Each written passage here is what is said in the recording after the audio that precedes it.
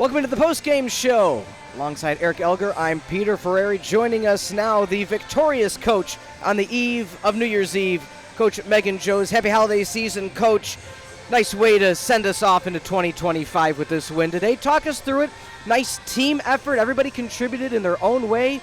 It was a lot of fun to watch. Yeah, it was. We told them at the beginning of the game and in all of our scout prep that today was a battle of the boards. I mean, they have Kaylee Jones, who averages 13.5 per game. She still had 12, but we held her to only 8 points. She's averaging 17.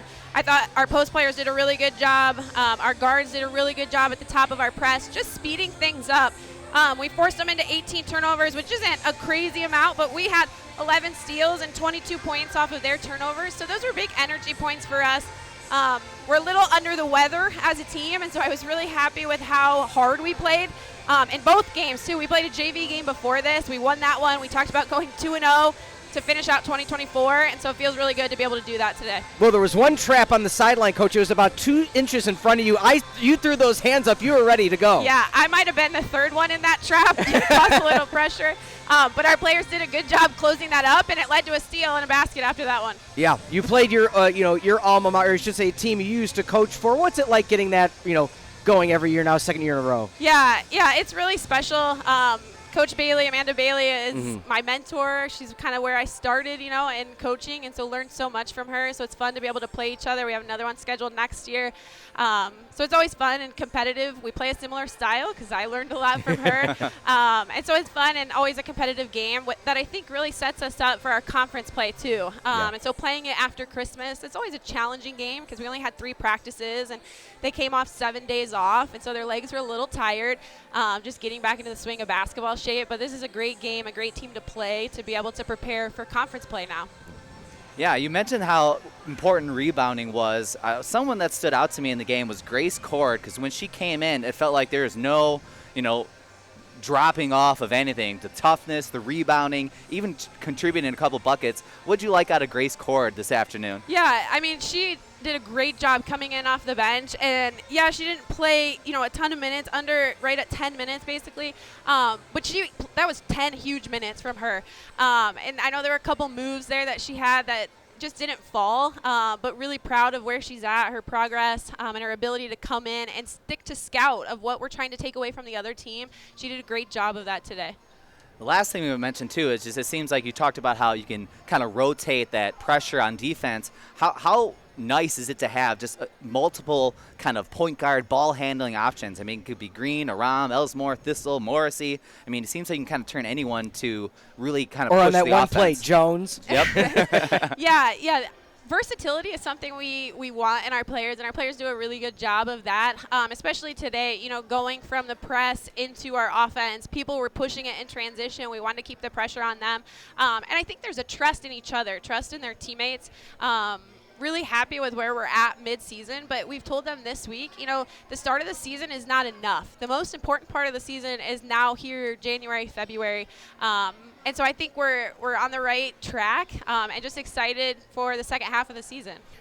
Coach, you got North Park coming into town, conference play this Saturday at Tarbell. What's this week going to look like with the holidays right in between? Yeah, we're going to have an off day in here, and then we'll have 3 practices. Conference play every single night is a battle, and so we'll be really focused on scout to prepare for them. Conference play is always a challenge. You get in that consistent routine of Saturday, Wednesday. But yeah, we'll give them some rest here for a day and get focused for conference play the rest of the way. We're lucky we get a couple home games here. We've been on the road quite a bit, so that's another nice piece you've been in Puerto Rico, so it's not like you're in the, Yeah, we weren't mad about those away games.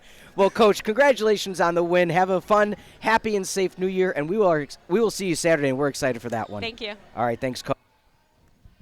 Again, that was Coach Jones joining us. Looking at the final game stats, 68-57. The percentages lended themselves to being, just every little category added up. It wasn't this lopsided victory, but it's the little things, whether it's rebounding, second chance points, points off turnovers. Eric, it all added up to a nice, clean 68-57 victory. Yeah, and there you can even see the bench points coming up in the advantage. And, yeah, you pretty much go up and down the stat sheet and just points off turnovers, rebounds. I mean, Carthage just relentless with their rotations, and it just felt like there wasn't a drop-off no matter who was in there, what combinations were there. It just kept continuing the pressure, and eventually, like we talked about in the third quarter, the Norse just kind of lost some of that steam, and that's where Carthage pulled ahead.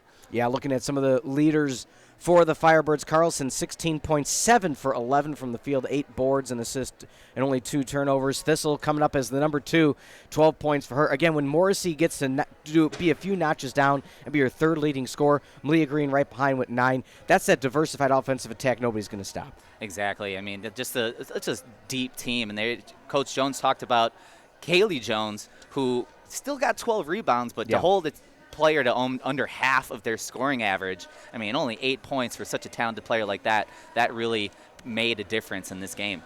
Yeah, Strum Hoskins, your 2 leading scorers for the Norse. Beaver, having such an impact when she came off the bench, 8 boards of her own right. Just wasn't enough to close the gap at the end there. But again, your final 68-57. I want to thank you all for joining us. As we mentioned, please have a safe, happy, and healthy New Year from all of us here at the Firebird Broadcasting Network to all of you at home. For executive producer Mike Love, producer John Voinovich, assistant producer Laura, and for Yam, and Laura just did a little bit of everything, directed camera, stats, highlights, more. We appreciate all of them being with us this afternoon. This program has been a presentation of Firebird Broadcast Productions and Carthage College, copyright 2024. Once again, your final in Kenosha, 68-57 for Eric Elger. I'm Peter Ferrari. Happy New Year. Happy New Year.